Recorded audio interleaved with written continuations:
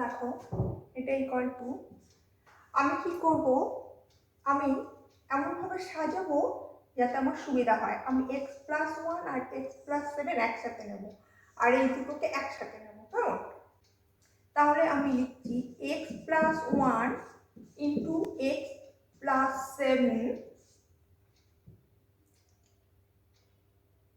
Into x+3 into x+5 plus 15।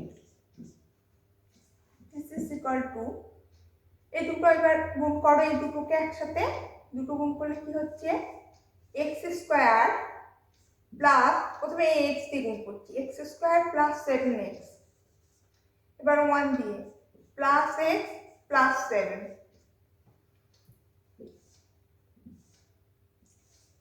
এখানে কি হচ্ছে ax দিয়ে প্রথমে গুণ করি, x² প্লাস 5x প্লাস 3 দিয়ে গুণ করছি, প্লাস 3x প্লাস 3 5 15 প্লাস বাইরে আছে 50।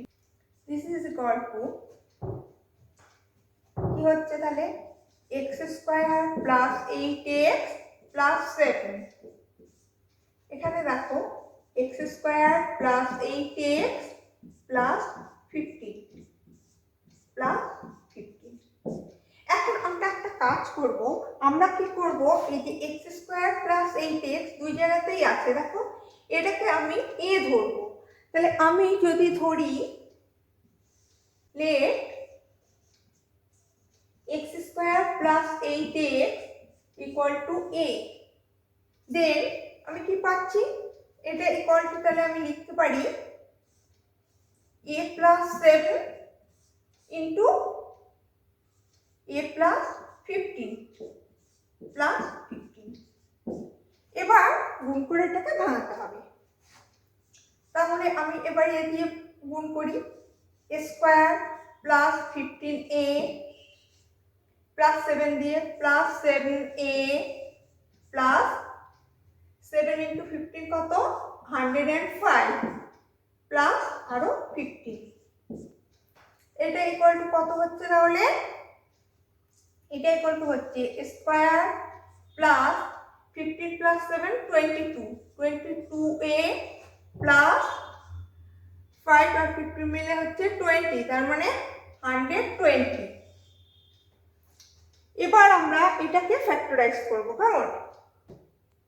ইকুয়াল টু, দেখো এটাকে আমি যদি মিডল টার্ম ব্রেক করি তাহলে কত হচ্ছে, 12 ইন্টু 10 ইকুয়াল টু 120, তাহলে 12 প্লাস 10 মানে 22, তাহলে আমি লিখতে পারি a² plus 12a plus 10a plus 120। This is equal to, a common now, তাহলে a plus 12 plus 10 common now, a plus 12 equal to, a plus 12 দুই দিকেই আছে, তাহলে a plus 12 into a plus 10। এবার আবার আমরা এর ভ্যালুটা বসিয়ে দেবো। আমরা এ ধরেছিলাম কাকে, x² প্লাস 8x কে, তাহলে আমরা এর ভ্যালু যদি এখানে বসাই তাহলে কি পাই দেখো, তাহলে পাই x² plus 8x plus 12 into x² plus 8x plus 10 equal to, এটা দেখো x² প্লাস কত হবে 6 প্লাস 2, তাহলে 2x প্লাস 6x প্লাস 12। এটা যেমন আছে থাকবে, এটা আর ভাঙানো যাবে না, x² প্লাস 8x প্লাস 10। তাহলে এখান থেকে আবার আমি x কমন নিচ্ছি, x কমন নিলে থাকে x প্লাস 2 প্লাস 6 কমন নিলে থাকে x plus 2 into x² plus 8x plus 10। এটা ইকুয়াল টু লেখা যায় x plus 2 into into x plus 6 into x square plus 8x plus 10. This is the answer. আজ এই পর্যন্তই, আবার দেখা হবে পরবর্তী ভিডিওতে।